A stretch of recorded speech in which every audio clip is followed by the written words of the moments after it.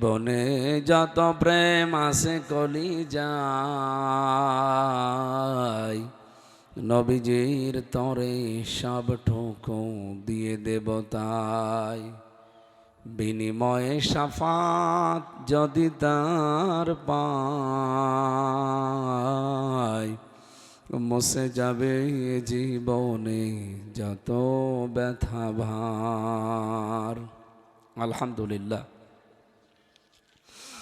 বাংলাদেশের ঐতিহ্যবাহী জেলা কুষ্টিয়া মিরপুর থানার অন্তর্গত পোড়াদা ইসলামী সমাজ কল্যাণ পরিষদ কর্তৃক আয়োজিত 2 দিন ব্যাপী পোড়াদা ফুটবল ময়দানে তাফসিরুল কোরআন মাহফিলের সমাপনী রজনীর স্বনামধন্য সভাপতি বাংলাদেশ জামাত ইসলামী এ আসনের জন্য মনোনীত নমিনি জননেতা জনাব আব্দুল গফুর সারাটা জীবন জনগণের খেদমতে কাটিয়েছেন। আল্লাহ রাব্বুল আলামিন তার এই জনসেবাকে জান্নাতের জন্য কবুল করেন। আল্লাহ রাব্বুল আলামিন বলেন, ইয়াসমাউ আয়াতিল্লাহি তুতলা আলাইহি সুম্মা ইউসিরু মুস্তাকবিরান কাল্লাম ইয়াসমাহা ফাবাশশিরহু বিআযাবিন আলীম। সূরা জাসিয়াতের ভেতরে আছে, হে নবী, আপনি যখন প্রচার হয় মানুষের কানে কানে চলে যায় যে কোরআনের আওয়াজ শোনানো হবে, কথা বলতে আসবেন কুষ্টিয়া থেকে অমুক, এসবগুলো শোনার পরেও যে মানুষগুলো কোরআন শুনতে আসে না, নিজেদের কাজ কারবার নিয়েই ব্যস্ত থাকে, অহংকার করে যারা আসতে চায় না, এই শ্রোতাগুলোকে আপনি যন্ত্রণাদায়ক আযাবের সুসংবাদ দেন। বলেন নাউজুবিল্লাহ। আযাবের যদিও সুসংবাদ হয় না, হয়, বলেন বলেন, ফাবাশশিরহু বিআযাবিন আলীম। আল্লাহ আযাবের সুসংবাদ দিয়েছেন কেন? ঠাট্টা করেছেন আল্লাহ। আল্লাহও ঠাট্টা করে। আপনি চিন্তা করেন, আল্লাহ ঠাট্টা করে শব্দটা দিল কি? যে তাদেরকে যন্ত্রণাদায়ক আযাবের সুসংবাদ দেন। বলেন নাউজুবিল্লাহ। এটা তো যারা শোনার পরে আসলেন না, প্রচার মাইকিং পোস্টার এগুলো দেখার পরেও যারা অহংকার করে আসেন না, এটা তাদের বিষয়। এখন যারা আলোচনা করবে তাদেরকে আল্লাহ আদেশ দিয়েছেন। আমরা যারা এই যে 3 জন আলেম আজকে কথা বলছি, আমাদেরকে আল্লাহ আদেশ দিয়েছেন, হে নবী, আপনি যখন কোরআন দিয়ে কথা বলবেন, কিতাবুন উনজিলা ইলাইকা ফালা ইয়াকুন ফি সাদরিকা হারাজুম মিনহু লিতুনযিরা বিহি ওয়া যিকরা লিল মুমিনিন। রব্বুল আলামিন বলেন, হে নবী, এই কিতাবটা আপনাকে দিলাম, এটা দিয়ে মানুষদেরকে সতর্ক করবেন, কিন্তু সতর্ক করার সময় মানুষদেরকে ওয়াজ নসিহত বিবৃতি বক্তব্য দেওয়ার সময় আপনার মনের ভেতরে যেন কোনো সংকীর্ণতা না আসে। হারাজনের ব্যাখ্যা এখানে পাওয়া যায় 2টা। 1 নম্বরে, কোরআন দিয়ে কথা বলতে গেলে দেখবেন অনেক নিয়ম নীতি, যে এলাকায় কথা বলবেন ওই এলাকার সাথে মেলে না। ওই এলাকায় হয়তো মানুষ ওজনে কম বেশি দেয়, খাদ্যে ভেজাল দেয়, 2 নাম্বার সিট 1 নাম্বার বলে চালায়। পোড়া দায় আছে না নেই? এরকম থাকতে পারে অনেকেই। যখন কোরআন দিয়ে বলবেন ওই নিয়ম নীতিগুলো তো মিলবে না, তখন দেখবেন ওরা মন খারাপ করবে। এমনকি ও মনে মনে বলবে, মনে হয় আমারে দেখে দেখে বলছে। আমার মনে হচ্ছে 1500 বছর আগে নাজিল হওয়া এই আয়াতটা এই মাত্র আপনাদের চেহারা দেখে আল্লাহ আর একবার নাজিল করল। দেখেন কত মানুষের মুখ কালো হয়ে গেছে। যারা ঠিক সিটের ভেতরে 2 নাম্বারই করে তাদের আমি মন পাবো? আমি একা না, নবীজি এসে ওয়াজ করলেও নবীজিও আপনার কাছে ভালো হতে পারবেন না। 2 নাম্বারে হারাজনের ব্যাখ্যা কি? হয়তো আপনি বলতে এসেছিলেন আল্লাহর কোরআনের কথাগুলো, আপনাকে যারা নিয়ে এসেছে এরা নজর নিয়াজ, হাদিয়া, তৌফা, বেতন ভাতা এগুলো বাড়িয়ে দিতে পারে যদি আপনি গোপন করে রাখেন। হে নবী, আপনার বেতন ভাতা, হাদিয়া, তৌফা, নজর নিয়াজ বাড়তে পারে, কিন্তু আপনাকে আমি বলছি আমার পক্ষ থেকে কোরআনে কারিম যেটা নাজিল করেছিলাম প্রচার করতে করেন নাই, রেসালাতের দায়িত্ব আপনার ঠিক মতো পালন হয় নাই। বলেন নাউজুবিল্লাহ। কত কড়া কথা বলেন তো। যারা প্রচারক আমরা তাদের জন্যে, যারা আয়োজক ছিল তাদের জন্যে শুনলেন না, যারা শ্রোতা ছিল, যারা আসে নাই তাদের কথা, যারা বক্তা তাদের কথা শুনলেন যে কোনো কিছু গোপন করা যাবে না, যা জানেন ওইটাই বলা লাগবে যদি একটা বাক্য জানা থাকে। এবার যারা আয়োজক, এ মানুষগুলো দেখি বিভিন্ন জায়গায় গেলে আগে কানের কাছে মুখ নিয়ে বলে, হুজুর দিনকাল ভালো না, এখনো বিভিন্ন জায়গায় মারামারি হচ্ছে, আপনি দুনিয়ার ওয়াজ করার দরকার নেই, কবরের ওয়াজ করেন। এরকম কথা বলে না? যদিও আজকের আয়োজকরা সেরকম না। ওরা আমাকে জানিয়েই দিয়েছে যে তাফসিরুল কোরআন মাহফিল তাফসির আকারে কথা বলা লাগবে, আমিও চেষ্টা চালাবো ইনশাআল্লাহ। এবার আপনারা যারা শুনতে এসেছেন, যারা আসে নাই ওদের তো শোনালাম, যারা আমরা এসেছি বলার জন্য তাদেরটাও দায়িত্ব বুঝলাম। এবার যারা আয়োজক ছিল তাদের কথাও বলেছি, যারা শুনতে এসেছেন শ্রোতা, এবার তাদের কি? রব্বুল আলামিন বলেন, ওয়াইযা কিলা লাহুম তাআলাউ ইলা মা আনজালাল্লাহু ওয়া ইলার রাসূলি রাআইতাল মুনাফিকিনা ইয়াসুদ্দুনা আনকা সুদুদা। সূরা নিসার 61 নম্বর আয়াতে আছে, 5 নম্বর পারার 7 নম্বর পৃষ্ঠার প্রথম নম্বর লাইনেই পাবেন। রব্বুল আলামিন বলেন, হে নবী, যখন মানুষদেরকে আপনি বলবেন আসো আল্লাহর আয়াতের দিকে, আল্লাহর বিধানের দিকে, রাসূলের আদর্শের দিকে আসো, আপনি সরাসরি দেখবেন রাআইতাল মুনাফিকিনা, মুনাফিক যারা, যাদের অন্তরে কপটতা আছে, যাদের অন্তরে দুর্বিসন্ধি আছে, যাদের অন্তর বাঁকা বক্রতা, এই মানুষগুলো দেখবেন শুনতে এসেছিল, বিশ্বাসও করে, কিন্তু যখন দেখেছে না এগুলো মিলছে না আমার সাথে, আস্তে করে তখন তারা কেটে পড়বে। কিভাবে কেটে পড়বে আর ধরনও দিয়েছেন আল্লাহ, ইয়াসুদ্দুনা আনকা সুদুদা, আপনার কাছ থেকে আস্তে করে উঠবে, পেছনে ঘুরে চলে যাবে, ওই যে একজন চলে যাচ্ছে।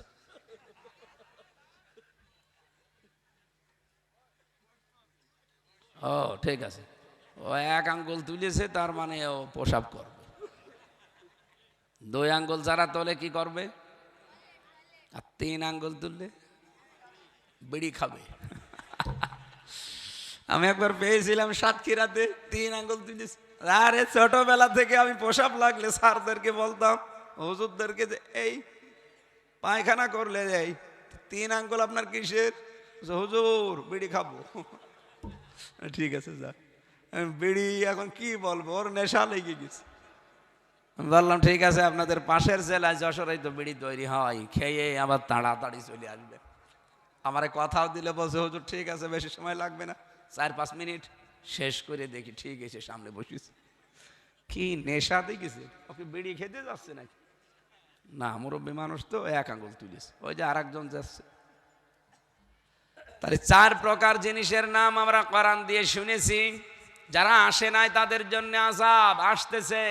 আর আল্লাহ যদি বলে আযাব আসতেছে, উনি কি ইয়ার কি মেরেছে? বলেন বলেন। সূরা আরাফের 40, 41, 42 নাম্বার আয়াত পড়লে আমার এখনো পর্যন্ত ভয় লাগে। ইন্নাল্লাযীনা কাযযাবু বিআয়াতিনা ওয়াস্তাকবারু আনহা। আল্লাহ পাক বলেন, নিশ্চয় যারা আল্লাহর আয়াতকে মিথ্যা মনে করে, মিথ্যা প্রতিপন্ন করে, ওয়াস্তাকবারু আনহা, এই শব্দের 2টা ব্যাখ্যা হয়। এদিকে তাকান। ওয়াস্তাকবারু শব্দের প্রথম অর্থ হচ্ছে যারা অহংকার করে, আনহা তার থেকে মুখ ফিরিয়ে চলে যায়। দ্বিতীয় অর্থ কি? যারা কোরআনে কারীম বিশ্বাস করে কিন্তু এই কোরআন থেকে উল্টা পাল্টা ফতোয়া দেয়। বাংলাদেশে এখন দেখছি এই দ্বিতীয় অর্থটা অনেকেই ফলো করছে। এই যেমন আবুল সরকার, কোরআনের আয়াত পড়ে ঠিক কিন্তু অর্থ করে মন মতো। কি আয়াত পড়েছে? কুল আউযু বিরাব্বিন নাস, আল্লাহ নাচতে বলছে, অথচ নাস মানে মানুষ। নাস মানে কি? কোরআনের আয়াত কিন্তু ঠিকই পড়েছে, কুল আউযু বিরাব্বিন নাস, শুধু ইউস বিসুফি এই আয়াতটা পড়তে পারে না। বাকি তিনটা আয়াত কিন্তু ঠিকই পড়ছিল। আয়াতের অর্থ কি ঠিক করেছে না মন মতো? আরো জোরে। কোরআনে কারিমে তো এত অথেন্টিক কিতাব, আল্লাহ নিজে গ্যারান্টি দিয়েছেন, হে নবী আপনিও যদি আমার কোরআনের ব্যাপারে কোনো কথা মন মতো বানিয়ে বলেন, আমি আপনার নিজে আমার ডান হাত দিয়ে আপনাকে চেপে ধরবো আর কণ্ঠনালী কেটে ফেলে দেব। এত বড় কঠিন কথা আমি কোরআনে আর পাইনি। আলাউ তাকাওয়ালা আলাইনা বাদাল আকাবিল লাখাদনা মিনহু বিল ইয়ামিন সুম্মা লাকাতানা মিনহুল ওয়াতিন। আল্লাহ পাক বলেন আমার কোরআন আমি যা দিয়েছি ওইভাবে বলা লাগবে। যদি কেউ কোনো কথা নিজেরটা ওর ভেতরে চালিয়ে বলে যে এইটাও আল্লাহ বলেছে, আমি আল্লাহ কি করতাম জানেন? এদিকে তাকান।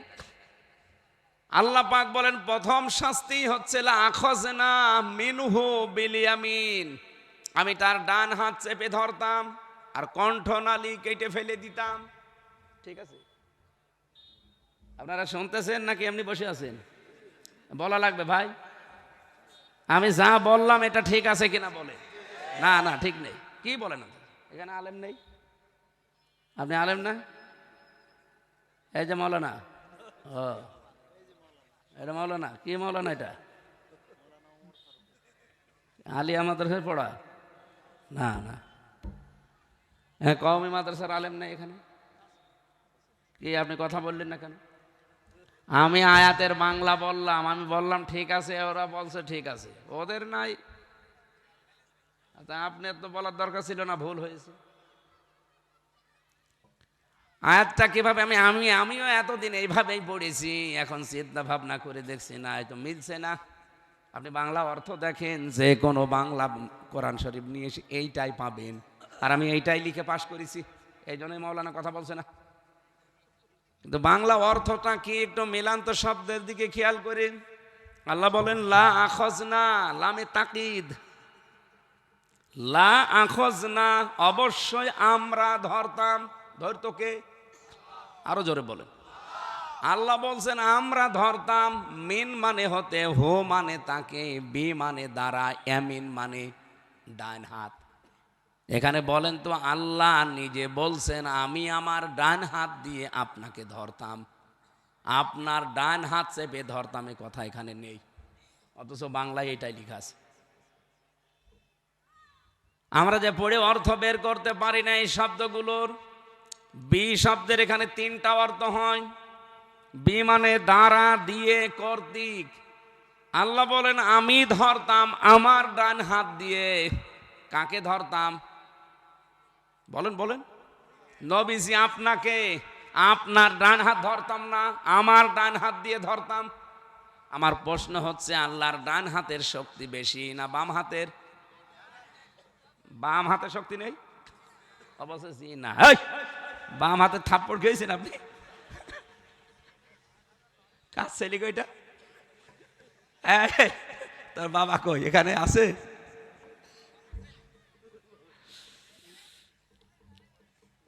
আল্লাহ বলছেন আমি বাম হাতের কথা দেইনি বিশ্বমাল।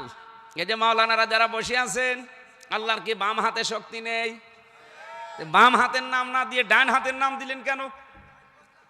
না না, এখানে বাংলা অর্থ হবে এরকম, কারণ সচরাচর আমরা যেটা দিলে উদাহরণ বুঝি ভালো, আল্লাহ কোরআনে ওই উদাহরণটাই দিয়েছেন। আমাদের যদি উদাহরণ দেওয়া হতো যে বাম হাত দিয়ে ধরতাম, আমরা জানি কোনো জিনিস শক্ত করে ধরতে হলে বাম হাতের চাইতে ডান হাত দিয়ে ধরে। আপনি যে কোনো জিনিস শক্ত করে মজবুত করে ধরতে হলে কি বাম হাত দিয়ে ধরেন না ডান হাত? আল্লাহ বলছেন আমি যে ধরতাম ডান হাত দিয়ে, তার মানে শক্ত করে ধরতাম। কি করতাম ধরে? সুম্মা লাকাতানা মিনহুল ওয়াতিন, আপনি যে জিনিস দিয়ে কথা বলেন এই কণ্ঠ নালী আমি কেটে ফেলে দিতাম।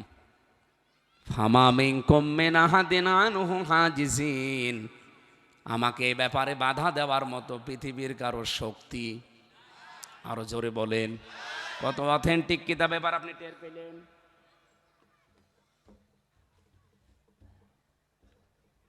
কি অথেন্টিক কিতাব আল্লাহ নাজিল করেছেন, তাহলে টের পাওয়া গেছে যে এর ভেতরে কোনো মানুষ কোনো কথা বানিয়ে বলার ক্ষমতা। লা ইয়াতিহিল বাতিলু মিন বাইনি ইয়াদাইহি ওয়ালা মিন খালফি তানজিলুম মিন হাকিমিন হামিদ। বলেন আল্লাহু আকবার। আল্লাহ পাক বলেন এমন ভাবে সংরক্ষণ করেছি এ কোরআনকে, কিয়ামত পর্যন্ত শয়তানের ভেতরে ডান থেকে বাম থেকে উপর থেকে নিচ থেকে প্রবেশ করতে পারবে না। সে ক্ষমতা শয়তানের নেই, কিন্তু আবুল সরকারের সে ক্ষমতা হয়েছে। তার মানে ও শয়তানের চাইতেও নিকৃষ্ট। আল্লাহ বলছেন ডান থেকে বাম থেকে উপর থেকে নিচ থেকে এর ভেতরে কোনো কায়দা নেই শয়তান প্রবেশ করার। অথচ কোরআনের আয়াত পড়ে বানিয়ে অর্থ বলল ও শয়তানের চাইতে ভালো না খারাপ? ওকে যারা সাপোর্ট করে তারাও শয়তান। কথা বলেন না কেন? আপনাকে আমি ঘৃণা করি এই কারণে, কারণ আপনি কোরআন বিপক্ষে অবস্থান যারা নেয় তাদের পক্ষে আপনি সাফাই গান। কত বড় কঠিন কথা আল্লাহ বললেন যে আমি নবীকে আমার ডান হাত দিয়ে ধরে তার কণ্ঠনালী কেটে ফেলতাম যেন কথা বলতে না পারে। এ বাংলাদেশে আগে যারা এরকম বলতো আপনি দেখেছেন, শেখ হাসিনা একবার ফতোয়া দিয়েছিল লাকুম দীনুকুম ওয়ালিয়া দীন, রাহুল বুখারী। আয়াত পড়ছে, কোরআনের দলিল দিচ্ছে, ওরও কেটে ফেলার দরকার ছিল। আমার মনে হচ্ছে আল্লাহ সেই শোধ এখন নিচ্ছে, এখন ওরে কেটে ফেলার সময় আসতেছে, ওরও কেটে ফেলবে। কিন্তু যেহেতু এই দেশে এখনো পর্যন্ত মহিলাদের ফাঁসি এই দেশে হয়নি, হয়েছে? হয়নি। ওরও ফাঁসি না হোক আমরা চাই, কারণ মেয়ে লোকের ফাঁসি বড় কঠিন জিনিস। আমি তো পুরুষ মানুষের বহু ফাঁসি জীবনে দেখলাম এই 3 বছরে। এত কষ্ট হয় ফাঁসি দেওয়ার সময়, মেয়ে লোক পারবে না সহ্য করতে। আরও তো এমনি বয়স হয়ে গেছে 77 না কত, পারবেই না। সেই হিসাবে বলছি ফাঁসি না হোক, কিন্তু আমি চাই আমার মতো অন্তত 3 বছর ফাঁসির কন্ডেম ছেলে থাকুক। 3 বছর থাকাও লাগবে না, 3 মাসেই পটল তুলবে। এখন শুধু বাঁচার আমার মনে হয় একটা লাইন বাংলাদেশে আছে, যেহেতু ক্ষমা পাবে না, ইউনূস জীবনও ক্ষমা করবে না। যে চালানো চালিয়েছে ইউনূসকে, একটা পথ শুধু খোলা আছে, দাদা মোদিকে মুসলমান বানিয়ে বিয়ে করে একটা বাচ্চা অন্তত পেটে নিক। এছাড়া কোনো উপায় নেই, কারণ বাচ্চা পেটে থাকলে তার ফাঁসি হয় না। আপনি কি জানেন এটা? এই যে মুরব্বী, জানেন না? আজকে নতুন শুনলেন? ঠিক আছে, তাহলে খবরটা পাঠিয়ে দিয়েন যে আপা অন্তত একটা দোলা ভাই বাড়ুক, মুসলমান হোক, আমার একটা মুসলমান ভাই বাড়বে। 2 নম্বর একটা বাচ্চা যদি পেটে আসে, অন্তত আমাদের একটা ভাগ্নে বাড়বে। আমাদের আপা না, এই কথা বলছেন না কেন? আপা নিয়ে বেশি কথা বলা ঠিক না, এই জন্য আমি বললাম না। ওনার বাঁচারে একটা পথ আছে, তাছাড়া আর কোনো পথ অন্তত খোলা নেই। এই জন্য খুব সাবধান কোরআনের ব্যাপারে, আগ বাড়িয়ে কিছু বলতে যাবেন না, না জানলে বলবেন না। বাংলাদেশে এইটা আমার মহামারী আকার ধারণ করেছে। ওয়ালা তাকফু মা লাইসা লাকা বিহি ইলমুন, যে বিষয়ে জানো না মুখ খুলবা না। আর এই দেশের মানুষের স্বভাব, যেটা জানে না ওটা বেশি করে বলে। বলেন, আপনার যদি এখন মাথা ব্যথা করে, পোড়াদারই বাজারে যে বলেন একটু যে আমার মাথা ব্যথা করছে, 14টা ডাক্তার হাজির হয়ে যাবে। কেউ বলবে সিটাক্সিন খান, কেউ বলবে কোশিয়াম খান, কেউ বলবে প্যারাসিটামল খান। যারা বলছে একটা কি ডাক্তার? আপনি ডাক্তারের কাছে যান, ডাক্তার দেখবেন এ কথা বলবে না জীবনেও। বলবে আপনার মাথা ব্যথা করছে, আগে পরীক্ষা করা লাগবে, তারপরে আমরা ঔষধ দেব। যদিও অভিজ্ঞ ডাক্তার MBBS ডাক্তার হয়ে থাকে। আর যদি হাতুড়ি ডাক্তার হয়, ওর ঔষধ বিক্রির জন্য 3-4টা ঔষধ দিয়ে দেবে, যেটাই ভালো হয়। কুষ্টিয়াবাসী, খুব আবেগ নিয়ে কথা বলছি, এর সাথে আমার বিবেকও লাগিয়েছি। সাবধান, কোরআনের ব্যাপারে খুব সেনসিটিভ থাকবেন। কারণ নবীকে পর্যন্ত আল্লাহ এত সতর্ক বাণী আমি আর কোনো জায়গায় দেখি না যে আপনার কণ্ঠনালী কেটে ফেলতাম। জীবনে যার কোনোদিন নাম ধরে ডাকলেন না তার সম্মানের ঘাটতি হবে এ কারণে, আর তাকে এত বড় ধমক দিলেন যে আপনার কণ্ঠনালী রাখতাম না। কারণ এই কথাটা পুরা আমি আল্লাহর। এ কথা কার? মোহাম্মদ রাসূলুল্লাহ কোনো কথা বলে না যতক্ষণ জিবরাইল তাকে কথা বলতে না বলে কোরআনের ব্যাপারে। তাহলে কত বড় কথা, অথেন্টিক কিতাব আমরা আজকে শুনতে এসেছি। এই আয়োজনে যারা সাথে যারা সম্পৃক্ত, অহংকার করে যারা আসলেন না, আপনার কপালে আপনি নিজে আগুন লাগিয়েছেন। আল্লাহ যদি ওয়াস্তাকবারু আনহা পর্যন্ত দিত, আমি আয়াতটাই পড়তাম না। সূরা আরাফ 8 নাম্বার পারা 16 নাম্বার পৃষ্ঠা 7 নাম্বার লাইনের 40 নাম্বার আয়াতটা রব্বুল আলামিন বলেন, ওয়ালা ইয়াদখুলুনাল জান্নাহ, ওই মানুষগুলোকে আমি আল্লাহ জান্নাতে দিচ্ছি না, দেব না। আমার মনে হয় ওই আয়াতটা ক্লিয়ার হয়েছেন আপনারা। বাংলায় যেটা পড়তেন এতদিন যে আমি আপনার ডান হাত চেপে ধরতাম, কণ্ঠনালী কেটে ফেলে দিতাম, এটা ঠিক না। হবে আল্লাহ তার ডান হাত দিয়ে নবীকে চেপে ধরতেন, কণ্ঠনালী কেটে ফেলে দিতেন। আর এ ব্যাপারে কেউ সাহায্য করার জন্য সক্ষম? আমার আয়াতের অর্থ যেভাবে বললাম বোঝা গেছে নাকি বলেন মাওলানা? এভাবে বলবেন এখন থেকে কোনো জায়গায় বললে, কারণ এটা শক্ত হয় আরো বেশি। আগেরটাও শক্ত আছে কিন্তু আয়াতের শাব্দিক অর্থ মিলছে না। আপনি তো কোরআন পড়বেন সাধারণ মানুষের মতো না, আলেম যারা তারা অন্তত বুঝে শুনে পড়া দরকার। আমার ভাইরা, এবার আসেন এই আয়াতের শেষের দিকের কথাটা। জান্নাত আল্লাহ তাদেরকে ঢোকাচ্ছে না, ঢোকাবে না। কতক্ষণ পর্যন্ত? আল্লাহ বলেন, আবওয়াব লা তুফাত্তাহু লাহুম আবওয়াবাল জান্নাহ, এই মানুষগুলোর জন্য জান্নাতের একটা দরজাও খোলা হচ্ছে না, হবে না। আপনার বাবা যদি এই চরিত্রের হয় যে কোরআন শুনলেই তার রাগ হতো, অবিশ্বাস করত, কোরআনের কথাগুলো ঠাট্টা বিদ্রুপ করে উড়িয়ে দিত, কিন্তু সে মুসলমান দাবি করত, এরকম বাবা, এরকম চাচা, এরকম নেতা মরে গেল, আর আপনি 50টা গরু জবাই করে খাওয়িয়ে দিলেন, আপনার বাবাকে আল্লাহ মাফ করে দেবে। আল্লাহ বলেন ওর জন্য তো আকাশের দরজা একটাও খোলা নেই, খোলা হচ্ছে না, হবেও না। ও জান্নাতে যাচ্ছে না, যাবেও না। কতদিন যাবে না জানেন? হাত্তা যতক্ষণ ইয়ালিজাল জামালু ফি সাম্মিল খিয়াত, সূচের ছিদ্র দিয়ে উট প্রবেশ করে যেতে না পারে। সূচের ছিদ্র দিয়ে উট প্রবেশ করা সম্ভব না, এটা পাগলেও জানে। আল্লাহ এ উদাহরণ কোরআনে দিলেন কেন? আল্লাহ কি না বুঝে দিয়েছেন? বলেন বলেন, কেন দিলেন? কারণ এটা পৃথিবীতে কেউ বিশ্বাস করে না যে সূচের ছিদ্র দিয়ে উট যেতে পারে, তার মানে সম্ভব না। আল্লাহ যদি উদাহরণ সেট করতে পারে যে জীবনেও আপনি আর জান্নাতে যেতে পারবেন না, যতই আপনার জন্য 50টা গরু জবাই, কথা বলেন না কেন? আজ তো আমরা ওই ধান্দায় আছি, আমার বাবা চাই গরু আছে, 50টা মেরে দেব, মানুষ খাবে, আর বাবা জান্নাতে যেয়ে হাসবে। আমি মাঝে মাঝে একজনের দোয়া শুনতাম যে বাবা তুমি জান্নাত থেকে একটু দেখো যে বাংলাদেশটা আমি কি করে সাজাচ্ছি। মনে হচ্ছে ওর বাবাকে জান্নাতে দেখিয়ে এসেছে। কি কঠোর মারাত্মক কথা দিয়েছেন যে সূচের ছিদ্র দিয়ে যেমন প্রবেশ করা সম্ভব না, এই ধরনের এই চরিত্রের মানুষগুলো আল্লাহর জান্নাত পাওয়াও সম্ভব না।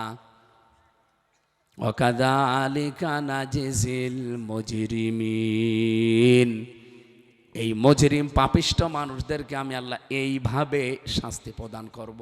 শাস্তির ধরন আল্লাহ দিয়েছেন এখানে একটা, লাহুম মিন জাহান্নামা মিহাদু ওয়া মিন ফাওকিহিম গাওয়াশ ওয়াকাযালিকা নাজিজিজ জালিমিন। এদেরকে শুধু কবরে তোমরা রেখে আসবে, যতই উপর দিয়ে ফুল দাও, নিচে টাইলস লাগিয়ে মোজাইক পাথর দিয়ে রং বেরঙের একেবারে কবরটা জান্নাতের মতো বানাও, আমি আল্লাহ নিচে জাহান্নামের চাদর বিছিয়ে আগুন লাগিয়ে দেব। এই কথাগুলো এখন আমি বানাচ্ছি, বলেন বলেন, এই জন্য কোরআন যারা শুনতে আসেন নাই তাদের ভুল হয়ে গেছে। আগামীতে কোরআনের অনুষ্ঠান হলে আপনি ভুল করবেন না। 2 নম্বরে, আমরা যারা বলতে এসেছি আমাদের যেহেতু গোপন করলে সমস্যা আছে, এই জন্য আমরা গোপনও করব না।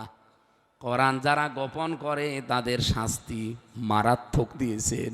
সূরা বাকারার 159 নম্বর আয়াতটা পড়বেন বাড়ি যে, ইন্নাল্লাযীনা ইয়াকতুমুনা মা আনজালনা মিনাল বায়্যিনাতি ওয়াল হুদা মিন বা'দি মা বায়্যানাহু লিন-নাসি ফিল কিতাব উলাইকা ইয়ালআনুহুমুল্লাহ ওয়া ইয়ালআনুহুমুল লাঈনুন। নিশ্চয় যারা এই পৃথিবীতে আমি যা নাজিল করলাম এটা জানার পরে গোপন করে দেয়, যেগুলো আমি মানুষের কাছে বর্ণনা করার জন্য দিয়েছিলাম। এই যে আমরা যারা অন্তত কোরআন পড়ি বুঝি, আমাদের দায়িত্ব হচ্ছে এটা আরেকজনকে বোঝানো, পড়ানো, মানুষের কাছে প্রচার করা। এ দায়িত্ব যারা পালন করলো না, আল্লাহ পাক বলেন এদের শাস্তি কি জানো? উলাইকা ইয়ালআনুহুমুল্লাহ, এদের উপরে আমি আল্লাহ নিজে লানত করি, বরদোয়া করি। ওয়া ইয়ালআনুহুমুল লাঈনুন, বহু বচন দিয়েছেন, পৃথিবীতে যত সৃষ্টি আমি বানিয়েছি সবাই ওর জন্য বরদোয়া করে। এ পৃথিবীর মাছ পানির নিচে থাকে, পিপিলিকা থাকে গর্তে, ওখান থেকে আল্লাহর ফেরেশতারা পর্যন্ত ওই লোকটার জন্য বরদোয়া করছে, করতেই থাকবে। এলানু মোজারে, বর্তমান ভবিষ্যৎ, প্রেজেন্ট ফিউচার, কিয়ামত পর্যন্ত বরদোয়া করতে থাকবে ওই লোকটার জন্যে যারা কোরআনের জ্ঞান পাওয়ার পরে যেগুলো প্রচার করার কথা সেগুলো করে নাই। এ বাংলাদেশে এরকম আলেম নেই, আরো জোরে বলেন নেই। আল্লাহ তুমি আমাদেরকে বাঁচাও, যারা আমরা প্রচার করতে আসি ইমানের দাবি অনুযায়ী যেন হক কথা বলতে পারি, বলেন আমিন। দরুদ আর সালাম পাঠ করার মাধ্যমে আমরা শুরু করছি সূরা আনকাবুত। কোন সূরা বলো না কেন? 69টা আয়াত আছে, মাত্র একটা আয়াত পড়েছি, 40 নম্বর আয়াত, মক্কায় নাজিল হয়েছে। এ সূরাটার নাম আল্লাহ আনকাবুত দিয়েছেন কেন? বাংলা অর্থ হচ্ছে মাকড়সা। আমাদের ঈমান যাদের আছে তাদেরকে আল্লাহ একটা উদাহরণ দিয়েছেন যে মাকড়সা কি জানো? এদের যে জাল দেখতে মনে হয় যে বিশাল কিছু, এই যে জমিনটা পড়ে আছে, এই সামিয়ানা যদি না থাকে সকালবেলা দেখবেন পুরা এলাকা মাকড়সার জালে ছেয়ে গেছে। কি আপনি যদি এসে মনে করেন এত বড় বিশাল এরিয়ায় মাকড়সার জাল আমি কি করে ভাঙবো, কয়দিন লাগবে? ওই যে যেটা বলল, অতটুকু বাচ্চারে শুধুমাত্র একটা লাঠি দিয়ে বলবেন তুই শুধু ঘোর, শুধু ঘুরতে থাকবে, যা আছে সব ভাঙতে ভাঙতে চোরমার হয়ে যাবে। রব্বুল আলামিন আনকাবুত নামে সূরা দিয়ে আমাদেরকে বোঝাতে চেয়েছেন, ইমানদারেরা, পৃথিবীর কাফের মুশরিক যারা, মুনাফিক যারা, এদের ষড়যন্ত্র মনে হবে বিশাল। তুমি শুধু একটু দাঁড়িয়ে যাও, ওদের ষড়যন্ত্র এমনিতেই ভেঙ্গে চোরমার হয়ে যাবে। কোরআনে কারিমে আল্লাহ এমনিতেই সূরা আনকাবুতটা নাজিল করেন নাই, আমাদেরকে অভয় বাণী দিয়েছেন, সাহস জুগিয়েছেন। ইন্না কাইদাশ শাইতানি কানা দাঈফা, অবশ্যই শয়তানের যত চক্রান্ত সব দুর্বল, না একেবারেই দুর্বল। আজ কিন্তু শয়তানের বহু চক্রান্ত মানুষ শয়তান এবং জিন শয়তানরা করছে এবং সামনে করবে। কথা বলেন না কেন? যেহেতু দিন এই দেশে থাকবে কি থাকবে না এই অবস্থা চলে এসেছে, এদের শয়তানও বসে নেই। ইমানদার যারা আছে এই দেশে তারা ইমানের তাকিদে দেখবেন সব সময় চেষ্টা চালাবে আল্লাহর রাস্তায়। সূরা নিসার 85 নম্বর আয়াতে, 75 নম্বর আয়াতে এটা আছে, আল্লাযীনা আমানু ইউকাতিলুনা ফি সাবিলিল্লাহ, যারা ঈমান এনেছে তারা ঘরে বসে থাকার জন্য না, তারা জিহাদ করবে, সংগ্রাম করবে আল্লাহর রাস্তায়। হ্যাঁ, এই কাজই করবে কাফেররা কিন্তু শয়তানের রাস্তায়। তারাও ইমানদারের মতো মিছিল করবে, মিটিং করবে, তারাও মানববন্ধন করবে, তারাও অস্ত্র নিয়ে বের হবে, কিন্তু ইমানদার বের হবে আল্লাহর জন্যে, আর বেঈমান বের হবে শয়তানের জন্যে। আমার তো মনে হচ্ছে আল্লাহ আয়াত মনে হয় এই সালে নাযিল করেছে, আল্লাযীনা কাফারু, যারা কাফের, ইকাতিলুনা ফি সাবিলিত তাগুত, তারাও লড়াই করবে, সংগ্রাম করবে, কিন্তু রাস্তাটা হবে শয়তানের। ফাকাতিলু, তোমরা লড়াই চালাবা, সংগ্রাম চালাবা। ফাকাতিলু বহু বচন দিয়েছে। আউলিয়া শয়তান, এ পৃথিবীতে শয়তানের অনুচর যারা, শয়তানের সহযোগী যারা, মুরিদ যারা, তাদের বিরুদ্ধে এবার আল্লাহ দিলেন সাহস জোগাতে, ইন্না কাইদা শাইতানি কানা দাঈফা। জেনে রাখো আমার বান্দা বান্দি ইমানদারেরা, শয়তানের চক্রান্ত একেবারেই দুর্বল। পরা কোরআনের ভেতরে আমি 36 জায়গায় পেয়েছি এরকম আয়াত, মানে আয়াত এরকম না, কিন্তু সামারাইজ এইটাই। 36 জায়গার কথাই পৃথিবীর যত চক্রান্ত শয়তানের, দেখতে মনে হয় পাহাড়ের মতো, কিন্তু কাছে গেলে দেখবেন আর টিকে না। সুতরাং এবার ইমানদার যারা আছে তারা যেন চুপসে না যান। আপনাকে এবার দাঁড়িয়ে যাওয়া লাগবে অন্তত পাহাড়ের মতো, এমনি কেটে যাবে।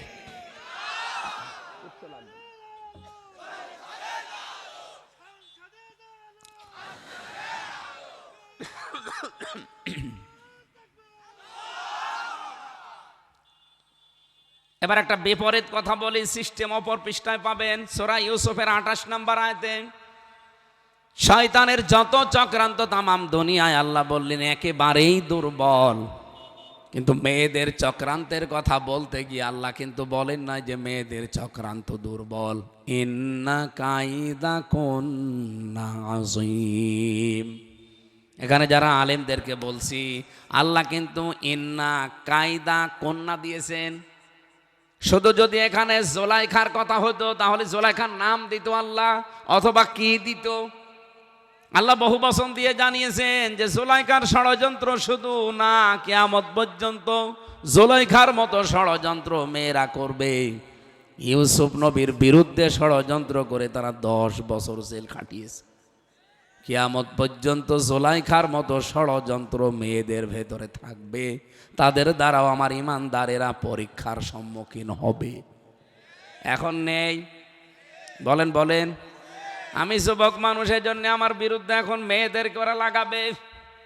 গফুর সাহেবের তো যৌবন নেই, ওনার যদি এখন বলা হয় যে মেয়ে লোক নিয়ে, কেউ বিশ্বাসও করবে না, ওনার অন্য কিছু শয়তান লাগাবে। আল্লাহ বলেন পৃথিবীতে শয়তানের চক্রান্ত তো দুর্বল, মেয়েদের চক্রান্ত এত ভয়ঙ্কর। মেয়ে লোক যদি শয়তান দখল করে, আপনি জান্নাতের ভেতরে দেখেন শয়তান শুধু ধোঁকা দিয়ে বোকা বানিয়ে কি আরম্ভ করেছিল। হযরত আদম আলাইহিস সালাম তো বাইরে জান্নাতের অন্য জায়গায় ঘোরাফেরা করছিলেন, শয়তান ঠিক জান্নাতের মেন গেটে দাঁড়িয়ে করুণ সুরে কাঁদছিল আর নসিহত করছিল। হযরত হাওয়া আলাইহিস সালাম আসলেন, জান্নাতের মেন গেটের কাছে দেখলেন একজন মুরব্বী মানুষ কাঁদে। কাঁদেন কেন? আমি আমার জন্য না, তোমাদের জন্য কাঁদছি। আমাদের আবার কি, আমরা তো ভালোই আছি। বলছে না, গোপন সংবাদ আমার কাছে আছে। ভালো তো আছো, কিন্তু ভালো থাকতে দেবে না তোমাদের। আমি শুনলাম নাকি এখান থেকে তোমাদের পাঠিয়ে দেবে আর এক জায়গায়। হযরতে হাওয়া আলাইহিস সালাম চিন্তা করেছিলেন ওই দিন, এটা তাফসিরে ফি জিলালিল কোরআনে আছে, এত বড় শান্তির জায়গায় থাকতে পারবো না, কে বাধা দেয় গো দেখি। শয়তান তখন কান্নার সুরে সুরে বলছিল, আমি গোপনে সংবাদ পেয়েছি ওই যে গাছের কাছে যাওয়া নিষেধ। হ্যাঁ নিষেধ। ওই গাছের কাছে যদি যেতে পারো আর ফল যদি খেতে পারো তাহলে চিরস্থায়ী হয়ে যাবে। আও তাকুনা মালাকাইনি আও তাকুনা মিনাল খালিদিন, হয় ফেরেশতা হয়ে যাবা না চিরদিন এখানে থাকতে পারবা, কেউ তোমাদের আর নামিয়ে দিতে পারবে না।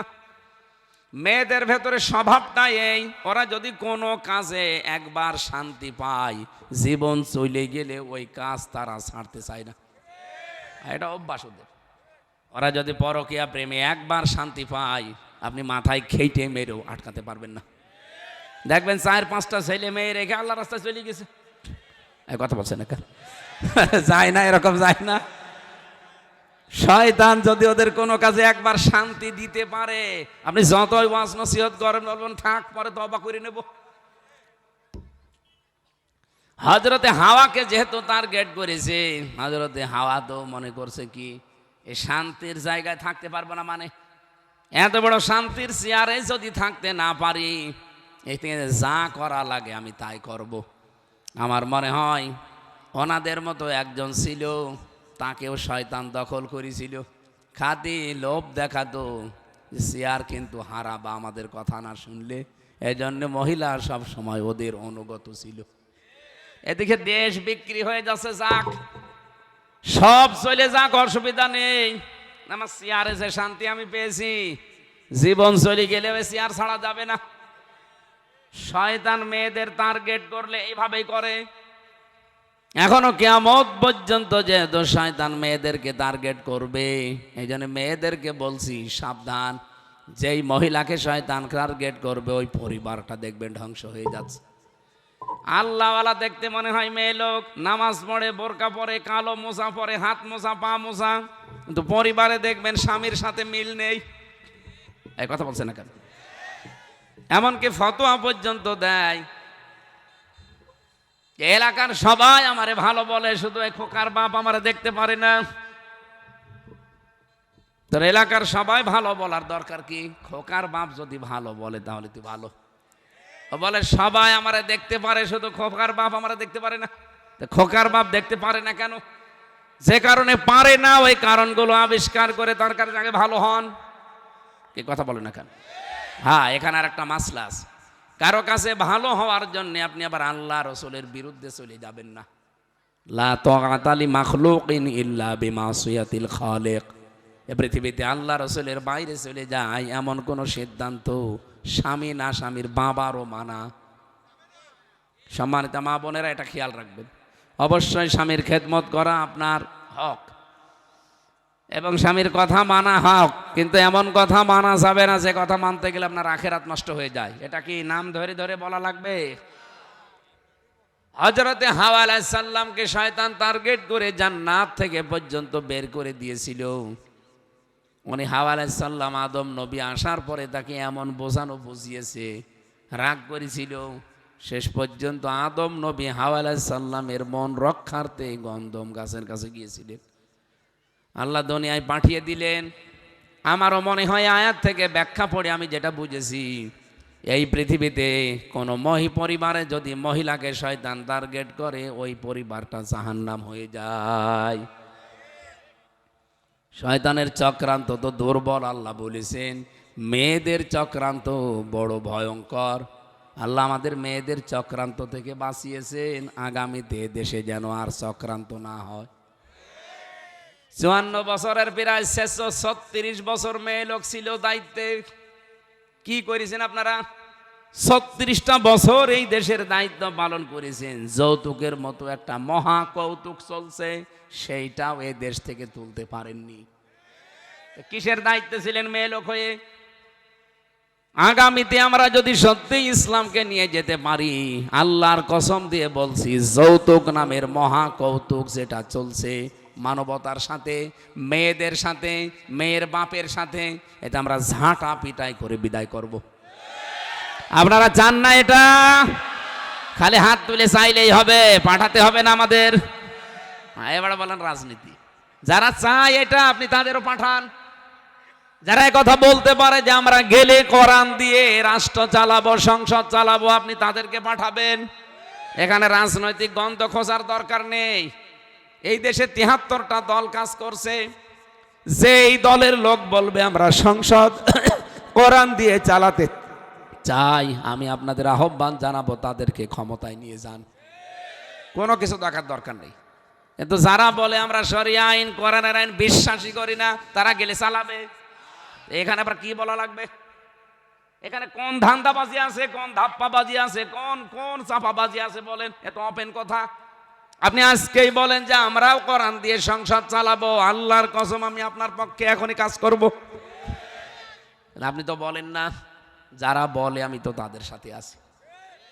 এরাও যদি না বলতো, এরাও যদি বলতো যে না কোরআন দিয়ে আমরা সংসার চালাবো না, বাংলাদেশ চলবে না, আল্লাহর কসম আমি ওদের সাথেও থাকতাম না, দরকার হয় নিজে নিজে দল করতাম। আমি চাই এই দেশটা কোরআন দিয়ে চলুক। আপনি কারা কারা চান দেখি? লিল্লাহে তাকবীর। এই দেখেন তো, হাত তোলেনি কে? ওই যে একজন তোলেন, ওই যে চাদরওয়ালা, হ্যাঁ হাত বের করতে চাচ্ছে না, তোলেন হাত তোলেন। ঠিক আছে, আলহামদুলিল্লাহ।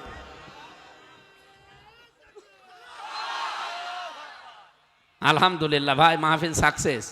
এইরকম মানুষ যদি পুরা মিরপুর থানা ১-১০ জায়গায় হাত তোলে, এই মিরপুর আমার মনে হয় বাংলাদেশের ভিতরে ফার্স্ট হবে। তো এটা তো শুধু সামিয়ানার নিচে, বাইরে গেলে বিড়ি আর চা সব ভুলে যাবে। এই জন্য তো ভোটে চা খাওয়া যায় না। কোন কারণে আপনি ভোটের এই 10 টাকার চা খেয়ে আপনার মাথার উপর দিয়ে ওই শয়তান 10,000 টাকা আত্মসাৎ করবে? আপনাকে এখন খাওয়াচ্ছে 10 টাকা, আপনার মাথার উপরে বাজেট আসবে 20,000, ওই 20,000 টাকা খাবে। এটা হতে দেবেন এবার? এতদিন আমরা পাগল ছিলাম, এখন আর পাগল। অনেকে আমার বছর টাকা দিয়ে যাচ্ছে, করবো কি? টাকা নেবেন পায়খানার কাছে লাগাবেন, ওই টাকা তো ভালো কাজে লাগানো যাচ্ছে না, কারণ তো হারাম টাকা। মসজিদেও দেওয়া যাচ্ছে না, পায়খানা বা প্রসাবখানা বানাবেন, যে থাক। ওই শয়তানরা এটা শুনে যেন টাকাও না দেয়, তারপরেও দেবে। ওদের টাকা তো অবৈধ টাকা, করবে কি?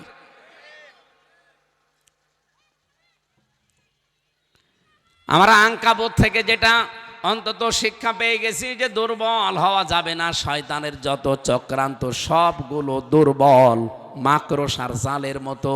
দেখতে হবে, মনে হবে পাহাড়ের মতো, কিন্তু একটু যদি লিল্লাহে তাকবীর বলে যান, দেখবেন সব হাওয়া হয়ে গেছে। আমরা এখান থেকে মাত্র একটা আয়াত পড়লাম, 40 নম্বর আয়াত। আমার আলোচনার বিষয় মনে আছে? কোন অপরাধের কোন শাস্তি আল্লাহ দুনিয়ায় নাজিল করেন? রব্বুল আলামিন বলেন, ফাকুল্লান আখাযনা বিযামবিহি ফামিনহুম মান আরসালনা আলাইহি হাসিবা। আমি তাদেরকে ধরেছিলাম তাদের পাপের কারণে। কাউকে কাউকে আমি আল্লাহ পাথরের বৃষ্টি দিয়েছি। কিসের? পাথরের বৃষ্টি নাজিল করেছি কারো উপরে।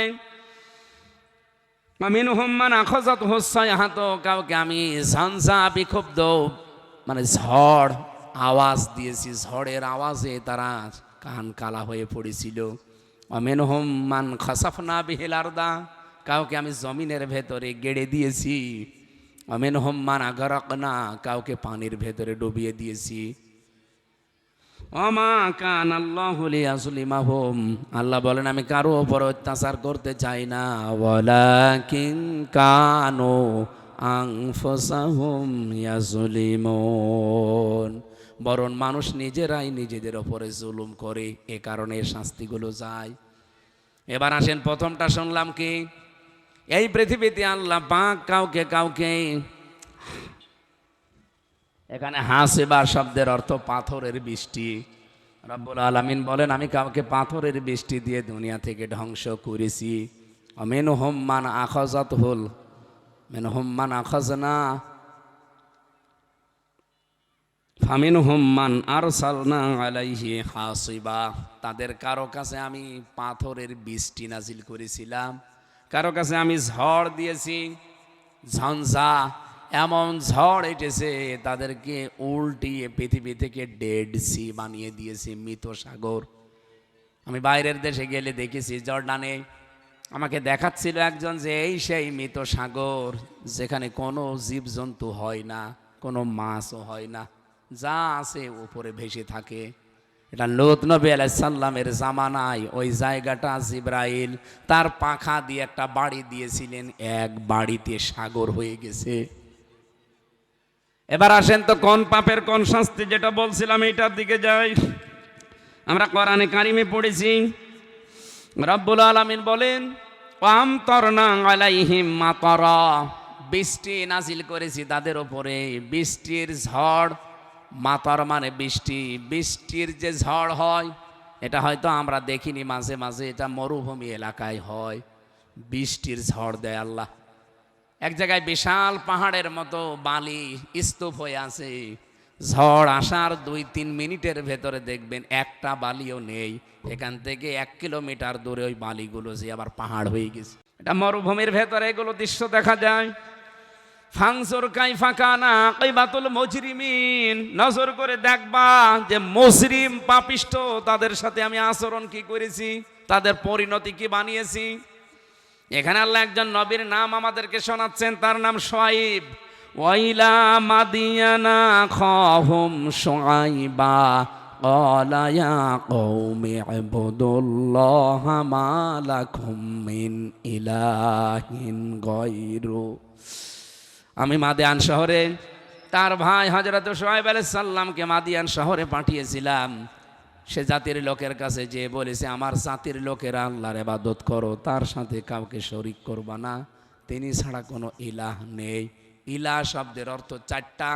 1 নম্বর ইলাহ মানে আইন দাতা, তার মানে আমাদের পরিবার সমাজ রাষ্ট্র চালাতে যে আইন লাগে এটা আল্লাহ ছাড়া কেউ দিতে। আরো জোরে বলেন। এই দাওয়াত দিয়ে আমরা আজ দেই, এটাকে বানিয়ে দেই না নবীদের দাওয়াত। আমি নাম ধরেই বলছি, বাংলাদেশে যারা ইসলাম কায়েম করতে চায় তারা কিন্তু এই দাওয়াতটাই দেয়, আসেন আমরা আল্লাহর বিধান কায়েম করি। কথা বলেন না কেন? এটা কিন্তু 200 বছর 500 বছরের কথা না, এটা হাজার হাজার হাজার হাজার বছর আগের কথা। শুআয়ব নবী তার গোত্রের কাছে গিয়ে বলেছিলেন, ক্বালা ইয়া কওমি ইবুদুল্লাহ, হে আমার জাতির লোকেরা আল্লাহর ইবাদত করো। উবুদুল্লাহা মা লাকুম মিন ইলাহিন গায়রু, তিনি ছাড়া কোনো ইলাহ নেই। তাহলে ইলাহ শব্দের যে অর্থগুলো, তার প্রথম অর্থ আইনদাতা। আল্লাহ ছাড়া আইন কেউ দিতে পারে না, এজন্য আমরা আল্লাহ ছাড়া কারো আইন মানি না। কথা বলেন না কেন? আল্লাহ ছাড়া অন্যের আইন মানা শিরিক। এই শিরিক যারা কায়েম করতে চাচ্ছেন, আপনার কি হবে নামাজ দিয়ে, কি হবে রোজা দিয়ে, কি হবে ব্যবসা করে, পর্দা করে, হজ করে? বলেন। আপনি তো ধোকায় আছেন, শিরিক করছেন। একদিকে আল্লাহর আইনের বিপক্ষে মানুষের তৈরি করা আইন প্রতিষ্ঠার আন্দোলন করে, দল করে, কাজ করে, এদিকে ঈমান শেষ, শিরিক করে আপনি অলরেডি হয়ে গেছেন মুশরিক। কথা বলছেন না কেন? এ দেশে মনে হয় নেই। কদ জাআতকুম বায়্যিনাতুম মির রাব্বিকুম, অবশ্যই তোমাদের রবের পক্ষ থেকে তোমাদের কাছে স্পষ্ট দলিল আমি নিয়ে এসেছি। সেই দলিলগুলো কি? ফাউফুল, কোরআন বলছেন কেন? ওই জামানায় কোরআন ছিল? এই কথা বলেন না কেন? কোরআন ছিল জামানায়? আল্লাহ ওই কথাগুলো আমাদের শোনাচ্ছেন যে তাদের যে আমি শাস্তি দিয়েছিলাম, এই যে পাথরের বৃষ্টি দিয়ে ধ্বংস করলাম, কেন এই শাস্তিটা এখনো পর্যন্ত আমি নাজিল করতে পারি? পাথরের বৃষ্টি হবে, শিলা বৃষ্টি হয়, হয় না? শিলা যে পরিমাণে নাজিল হয় আকাশ থেকে, এটা যদি এইভাবেই পড়তো কারো মাথার উপরে, সে কিন্তু 70 গজ মাটির ভেতরে দেবে যেত। এত বিশাল আসমান থেকে আসতে আসতে আল্লাহ ছোট করে ফেলে। আমি তাফসিরে পড়েছি যে শিলাগুলো আকাশ থেকে আল্লাহ ছেড়ে দেয়, ফেরেশতারা যদি ওটা ছোট করতে করতে নিচে না নামায়, ওইভাবে যদি নেমে আসে, দুনিয়ায় কেউ বাঁচতে পারবে না। টিনের ওপরে পড়লে দেখবেন টিন ঝাঁঝরা হয়ে যায়, কারণ এর একটা ওজন আছে। উপর থেকে পড়লে এমনি তার ওজন থাকে। এই স্টেজ থেকে যদি আপনি এখন একটা পাথর ফেলে দেন, এর ওজন যতটুকু হবে 20 তলা বিল্ডিং থেকে ফেলে দিলে অতটুকু হবে। আমি একবার মোটর সাইকেলে যাচ্ছিলাম, পেছনে বসে আছি, একটা পাখি উড়ার সময় এই জায়গায় একটা ধাক্কা দিয়েছিল আমার, প্রায় 19 সালে, 6 বছর আগে। এখনো পর্যন্ত এ ব্যথা যায়নি, কারণ মোটর সাইকেলের একটা ফোর্স আর পাখি উড়ছিল ওর একটা ফোর্স, এই দুই ফোর্স এক জায়গায় হয়ে আমার এই জায়গাটায় লেগেছিল। আল্লাহ বলেন যে শিলাগুলো আমি নাজিল করি, এর একটা ফোর্স আছে। আকাশ থেকে ফেলে দেওয়ার সময় মনে করেন 5 মণ এক একটা, এই বিশাল পাথর শিলাখণ্ড ফেরেশতারা ধরতে এই 500 কিলোমিটার, 5000 বছরের রাস্তা, আসমান থেকে জমিন, এখানে আসতে আসতে ফেরেশতারা জমিনে নিয়ে এসে একেবারে গুটি করে ফেলে।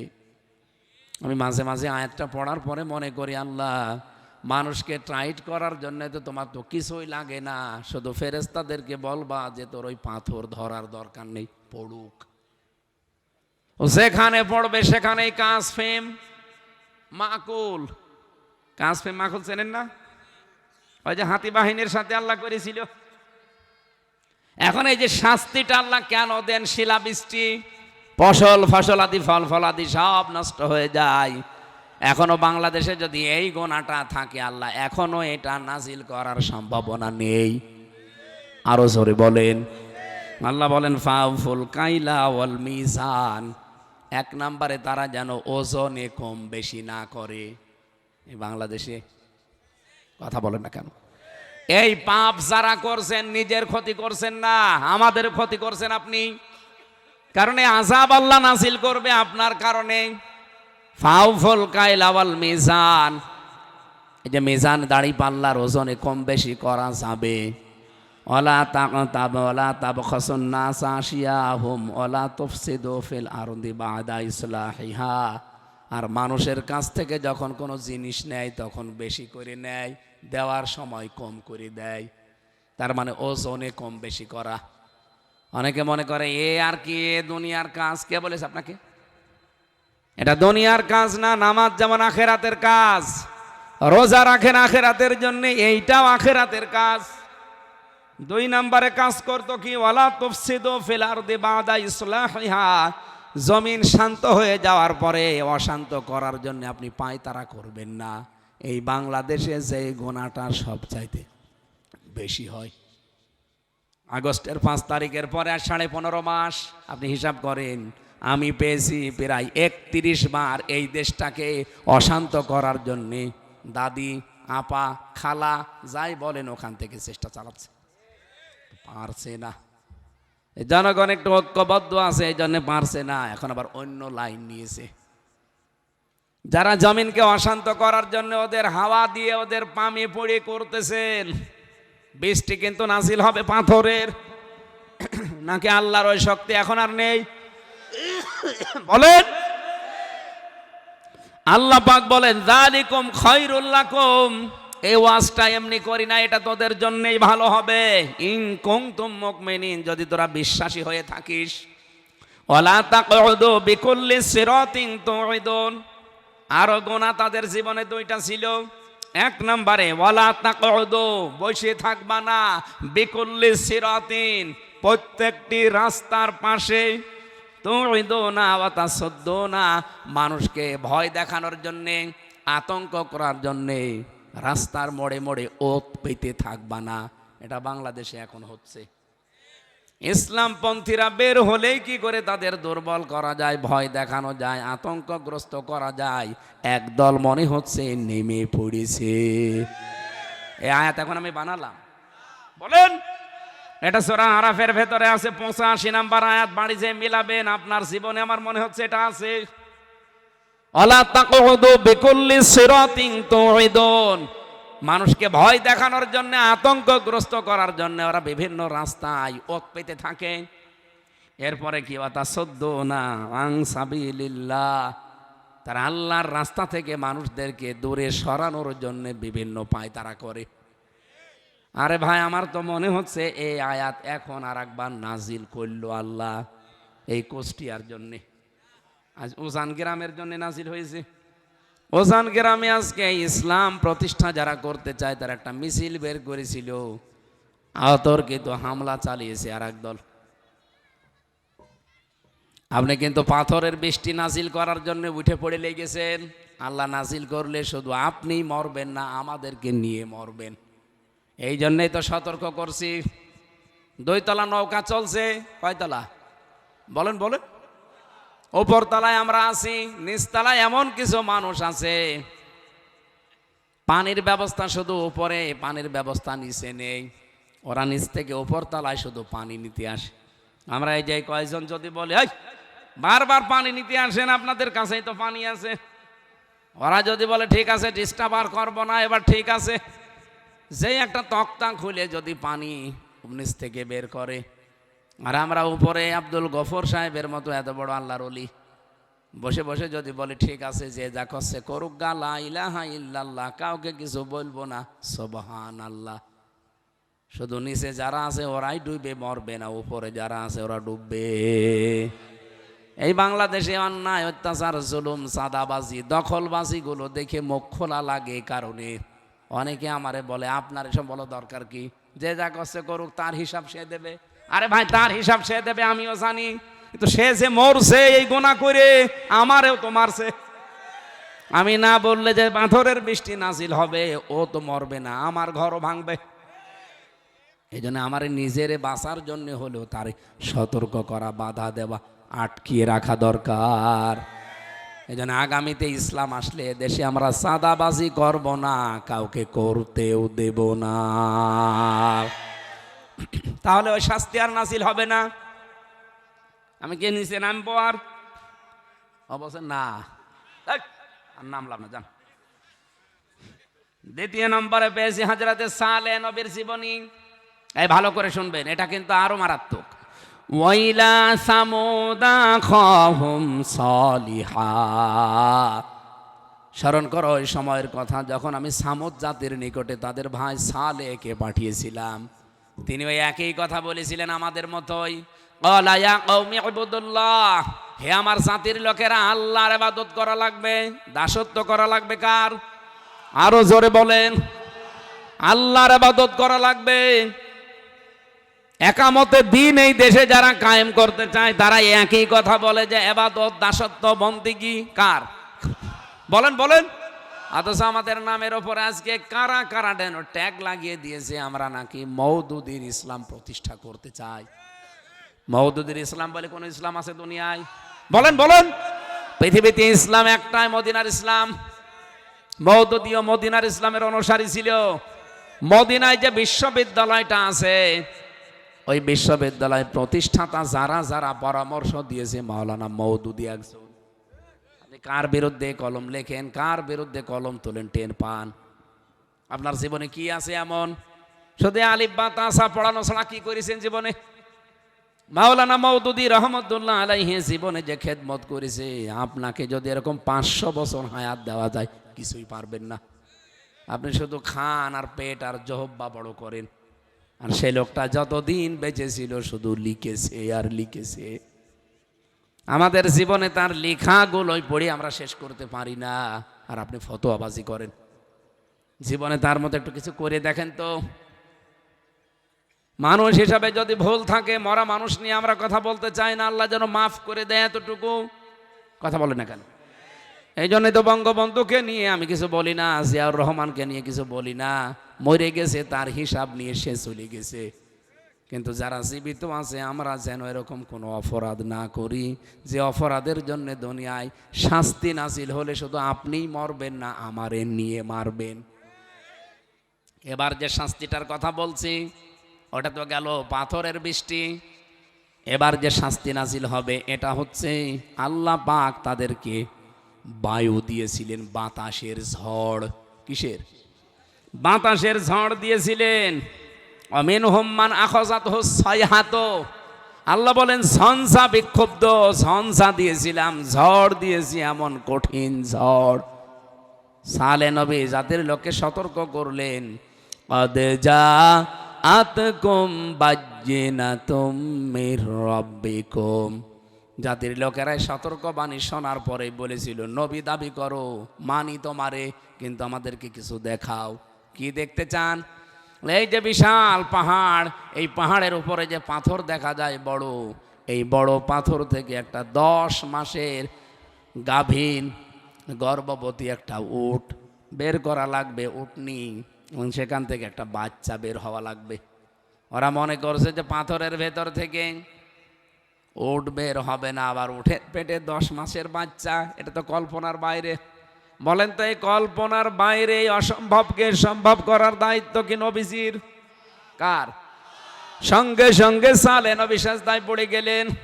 জাতির লোককে বললেন, ঠিক আছে, দেখি আমার আল্লাহ কতদূর নিয়ে যায়।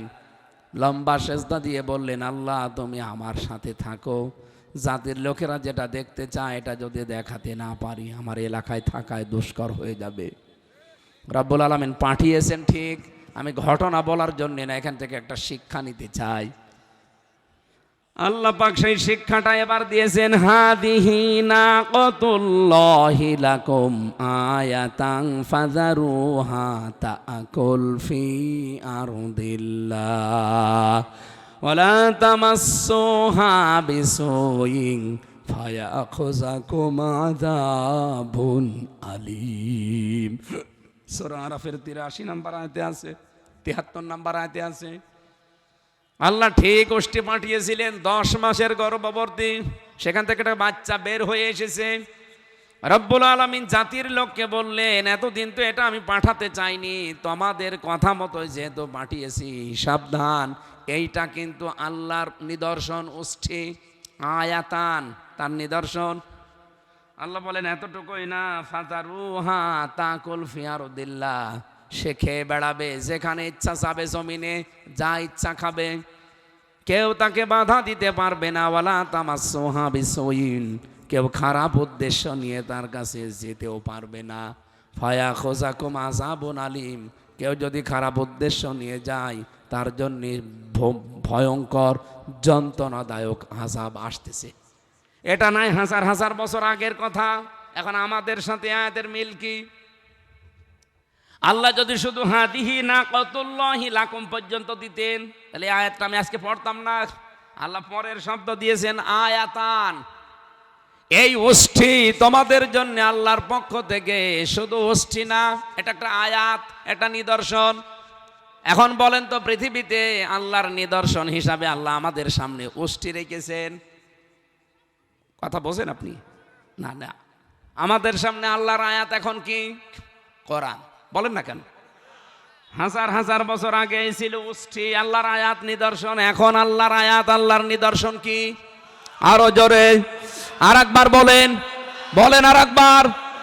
এই কোরআনের সাথে এই আচরণ কেউ যেন না করে। কি? আল্লাহ বলেন ফাযারুহা, সে যাবে যেখানে ইচ্ছা যাবে, ওয়ালা তাকুল ফি আরদিল্লাহ, জমিনে খাবে, কেউ নিষেধ করতে পারবেন না। আল্লাহর কোরআন, আল্লাহর নিদর্শন এখন এই জমিনে এখন আছে। এই কোরআনও যেখানে ইচ্ছা যাবে, যা ইচ্ছা ধরবে, কেউ নিষেধ করতে পারবেন না। কোরআন এখন ঘরে ঘরে যাবে, এই কথা বলেন না কেন? কোরআন এখন ইউনিয়নে যাবে, উপজেলায় যাবে, পৌরসভায় যাবে, ডিসি অফিসে যাবে, টিওনো অফিসে যাবে, এসপি অফিসে যাবে, থানায় যাবে। কোরআন এখন আদালতে যাবে, সংসদে যাবে। কেউ কোরআনকে নিষেধ করতে পারবেন না।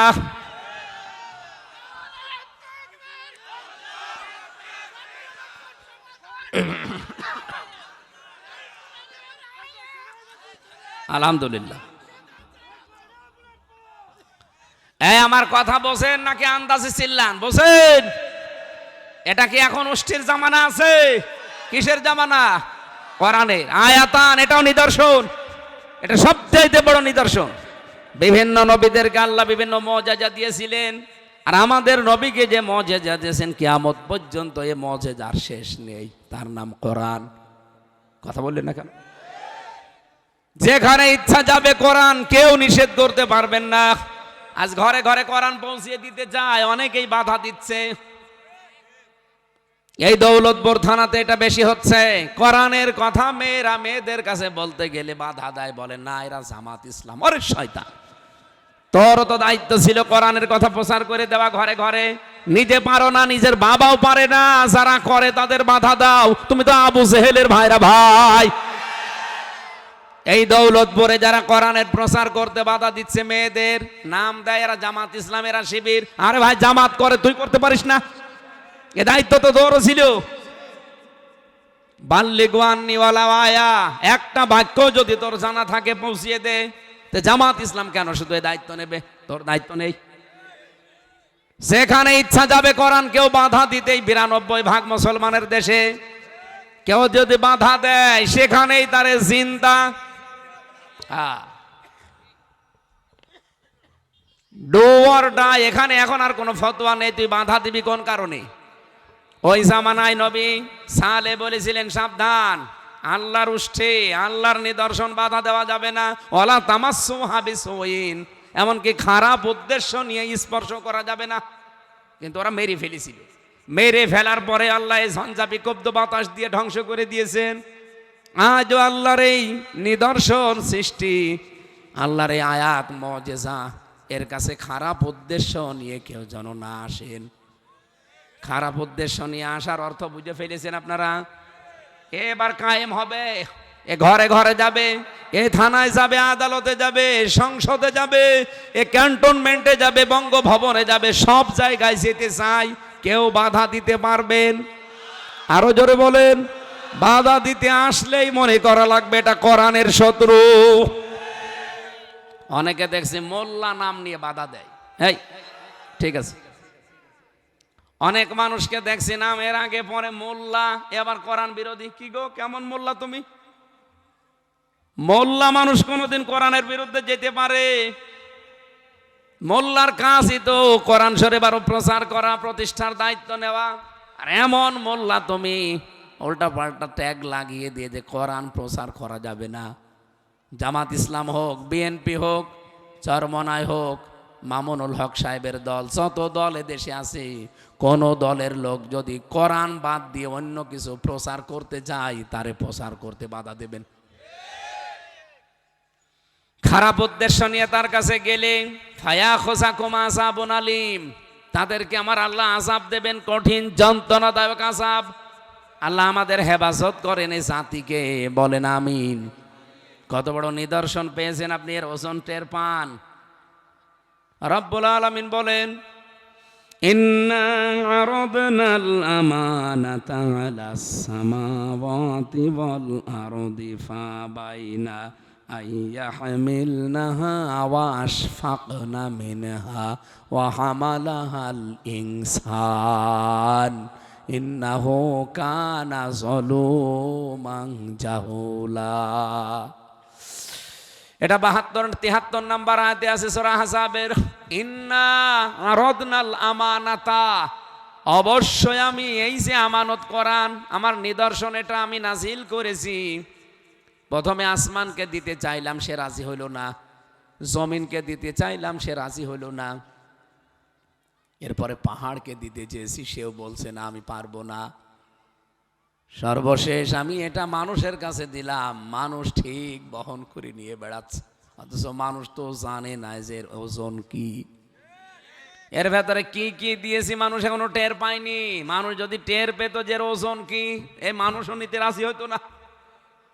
এত বড় বিশাল আমানত আমি যদি পাহাড়ের উপরেও নাজিল করতে চাইতাম, লাউ আং জালনা আলা জাবাল, লাউ আং জালনা হাদাল কুরআন আলা জাবাল, যদি এই কোরআনকে আমি পাহাড়ের উপরে নাজিল করতাম, লারা আইতাহু খাশিয়াম মুতাসাদ্দিআম মিন খাশিয়াতিল্লাহ, আপনি দেখতেন পাহাড় আল্লাহর ভয়ে খসে খসে পড়তে পড়তে মাটির সাথে মিশে যেত।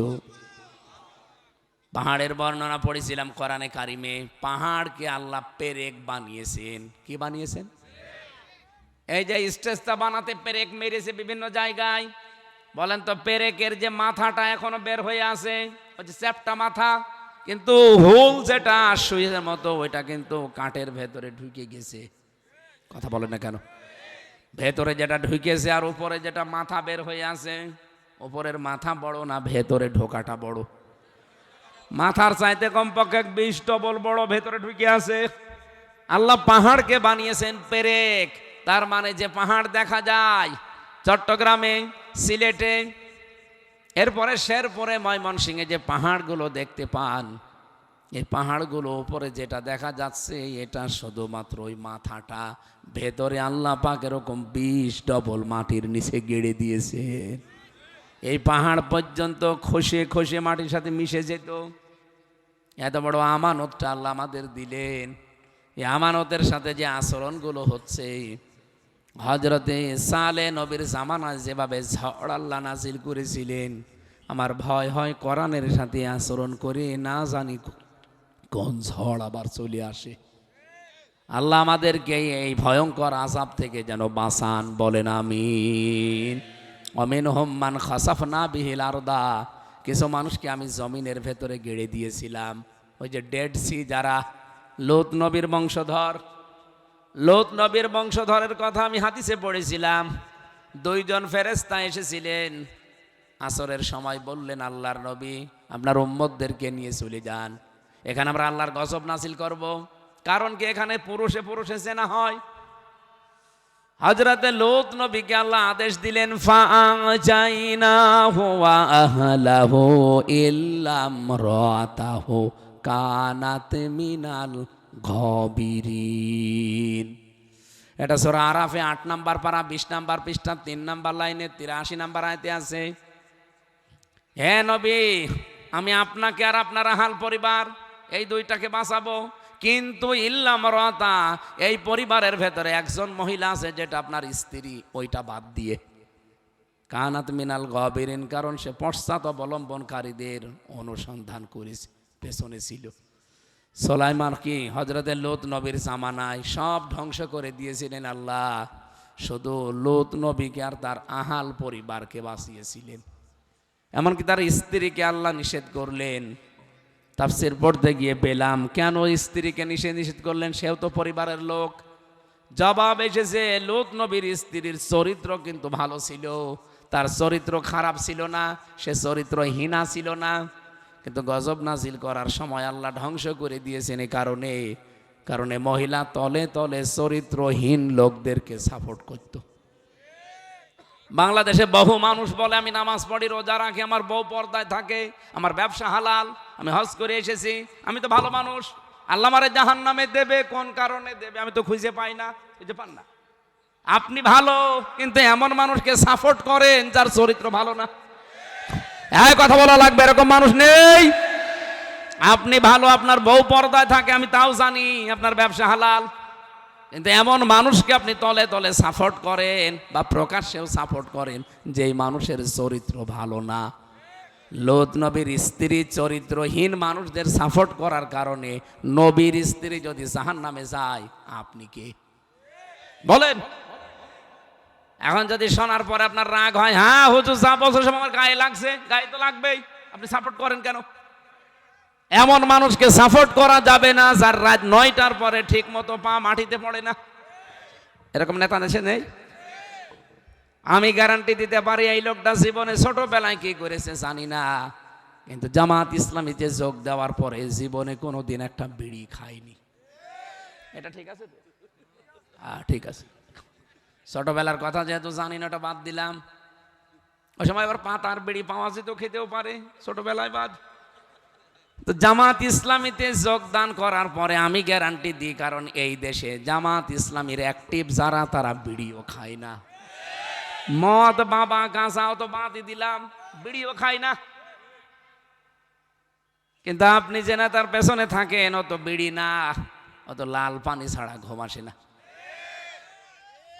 আমি রাত 12টা বাজে, এখন 11:30, 12টা বাজবে আমার বাড়ি যেতে, কেউ আমারে ধরা লাগবে না, ঠিক মতো বাড়ি চলে যাব। কিন্তু অনেক মানুষ আছে এই দেশে রাত 10টার পরে ঠিক মতো পা মাটিতে পড়বে না, রিকশা ছাড়া বাড়ি যেতে পারবে না। এমনকি যদি তাল গাছ সামনে পায়, বলবে মিয়া ভাই সাইড দেন, কতক্ষণ দাঁড়িয়ে থাকবো। এইরকম একজন চরিত্রহীন মানুষের পেছনে আপনি থাকবেন, আর আপনি মনে করবেন আমি তো নামাজ পড়ি, আমার বউ পর্দায় থাকে, আমার ব্যবসা হালাল, আল্লাহ আমারে জাহান্নামে দেবে। কি দেখে দেবে? কি দেখে দেবে? এটা পাচ্ছেন? লূত নবীর স্ত্রীকে চরিত্রহীনদের সাপোর্ট করার কারণে জাহান্নামে দিয়েছে। একটা নবীর স্ত্রীর আল্লাহ ছাড়ে না, আর আপনি তো সাধারণ মানুষ। আশা করছে আপনি বুঝে ফেলেছেন। না বোঝার ভান করে আছেন, কারা হাত তোলেন তো? কেউ নেই। এই দেশকে কি আপনি ডেড সি বানাতে চান, মৃত সাগর? চরিত্রহীনদের পেছনে থাকা যাবে না। আমিনহুম মান আগরাকনা, আমি কাউকে ডুবিয়ে দিয়েছি, জমিনের ভেতরে ভরাট করে দিয়েছি, কাউকে ডুবিয়ে দিয়েছি। এই পৃথিবীর ময়দানে আমি কারো উপরে অত্যাচার করি না, মানুষ নিজেরাই নিজেদের উপর অত্যাচার করে, তখন নিজেদের গোনার কারণে মরে। আমরা একটা হাদিস পড়েছিলাম না, হাদিসের একটা অংশ তিরমিজি শরীফে আছে, ইবনে মাজাহ শরীফে আছে। হযরতে মুআজ ইবনে জাবাল এবং আবু হুরায়রা দুইজন থেকে বর্ণিত। তারা বলছেন, আমরা হযরতে মুআজ বিন জাবালকে যেদিন আল্লাহর নবী পাঠাচ্ছিলেন ইয়েমেনের গভর্নর করে, ঘোড়ার রেকাবের ভেতরে পা দিয়ে ফেলেছেন, বের হবেন। হঠাৎ নবীজি বললেন, শোনো, যে দেশে পাঠাচ্ছি ইয়েমেন, এ দেশটা অনেক উন্নত, ওখানে যাবার পরে তুমি যখন দেশের দায়িত্ব নেবে, অনেক মানুষ দায়িত্বশীল হিসাবে তোমার সাথে দেখা করতে আসবে। আমাদের কুষ্টিয়ার এখন জেলায় নতুন এসপি, নতুন ডিসি এবং নতুন ওসি এসেছে। বিভিন্ন রাজনৈতিক দলের লোকজন দেখা করতে যাচ্ছে না? তার কানেও যাবে। এই জন্য বলছে এই হাদিসটা তার সাথে মিল আছে। তোমাকে একটা জায়গার দায়িত্ব দিয়ে পাঠালাম, মানুষ আসবে তোমার সাথে বিভিন্ন কারণে দেখাশোনা করার জন্য, হাদিয়া তোফাও নিতে আসবে, দিতে আসবে। হাদিয়া তোফা গ্রহণ করতে পারবা যতক্ষণ হাদিয়া থাকে, কিন্তু হাদিয়া যদি ঘোষের পর্যায়ে যায় সেটা জীবনেও নেওয়া যাবে না। এরকম নেতা, এরকম দায়িত্বশীল দেশে কিন্তু আমি পাই, কিছু পেয়েছি।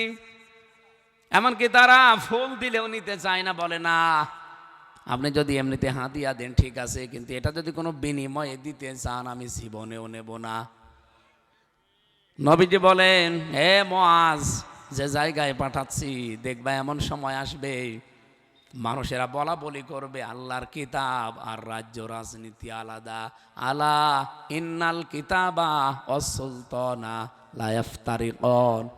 আল্লাহর কিতাব আর রাজ্য রাজনীতি আলাদা। নবী যে পর্যন্ত শেষ করে দেননি, ফালা তুফারিকুল কিতাব, সাবধান, কখনো আল্লাহর কোরআনের রাজনীতি থেকে দূরে সরিয়ে যাবা না। আমি যদি একটা কথা বানিয়ে বলি আমার জিহ্বা কেটে ফেলেন, কিন্তু যদি এগুলোর বাংলা অর্থ ঠিক থাকে আপনাকে মেনে নেওয়া লাগবে। যারা বলে কোরআনের সাথে রাজনীতির সম্পর্ক নেই, এ কোরআন দিয়ে রাজনীতি করা কি দরকার, তাহলে হাদিস কি করবেন? উনি তো একজন সাহাবীকে উপদেশ দিচ্ছিলেন যে এমন সময় আসবে দুনিয়াতে বহু মানুষ কথা বলবে কোরআন শরীফ আর রাজ্য রাজনীতি আলাদা। নবীজি তো বলতে পারতেন ঠিক আছে এরকম কথা বলে মেনে নিও, বলেননি না। আলা সাবধান, ইন্নাল কিতাবা ওয়াস-সুলতানা লা ইফতারিকুন, তারা আল্লাহর কিতাব আর রাজ্য রাজনীতি আলাদা করে ফেলবে। ফালা তুফারিকুল কিতাব, কখনো তোমরা আল্লাহর কোরআনের রাজনীতি থেকে আলাদা হয়ে যাবা না। এটা শুধু মুআজকে বলেছিলেন, আমরা নেই। আমরা যদি নবীর এই হাদিসের মুখাতেব হয়ে থাকি, যদি আমরাও মেনে নিতে পারি, জীবনে কথা যারা বলে আপনি তাদের সাথে থাকবেন না। কি কথা বলেন না কেন? যতদিন বেঁচে আছেন রাজনীতি করতে হলে কোরআনের রাজনীতি করবেন, বলেন না কেন? আপনি যদি বলেন না আমি করবো না, করা লাগবে। কোরআন ছাড়া রাজনীতি করা জায়েজ নেই। আর আসলেই বলে মাহফিলে হুজুর রাজনৈতিক কথা বলবেন না, কোরআনের মাহফিলে যদি কোরআনের রাজনীতির কথা বলা না যায় আমি কি হরে হরে করব? বলেন। হাদিসের পড়া ব্যাখ্যাটা আর পারলাম না, সকাল থেকে আবার অনুষ্ঠান শুরু, আমি আজকে আর টানতে পারছি না।